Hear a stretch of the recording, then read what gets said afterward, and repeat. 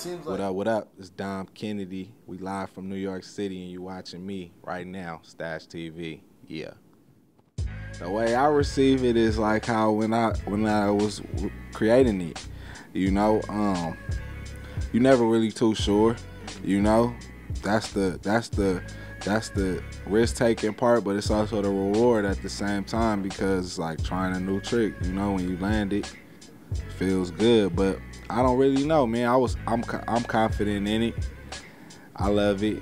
You know what I'm saying? Worked hard on it. Even since then, I did a lot of like changes to it since we talked. You know, to finalize what it will be, what it is now, and I feel great about it. I feel great about it.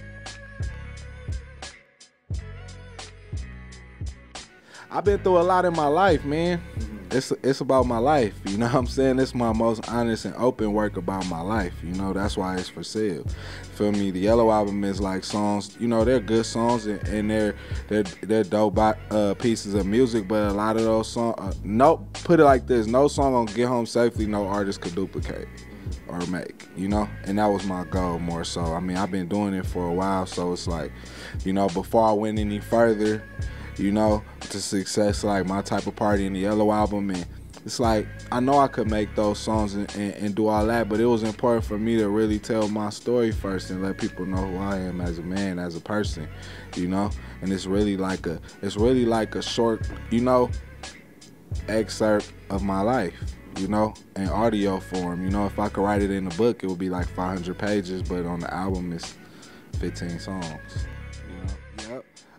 Man, it's just something that started about a year and a half ago, really, to be honest with you. We've been doing it, talking about this and quiet and working on this and becoming, you know, better individuals and in turn better musicians for like a year and a half now.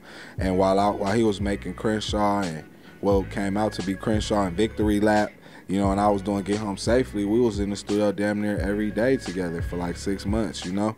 And I feel like in turn that made both of us stronger, you know, as artists and brought out the best in both of us, you know what I'm saying? And we talked about it a lot, you know? We got to talk about some of our mistakes and some things that we would like to do and just, you know, hold each other accountable, you know what I mean? And just push, you know what I mean? It's one thing to be in there, do your thing by yourself, but it's another thing to have, you know, artists, and I'm sure he feel the same way that, you know, I listen to his work, you know what I'm saying? I know what he do, you know, I'm a fan of his work, so it's like, that should make me want to step my game up.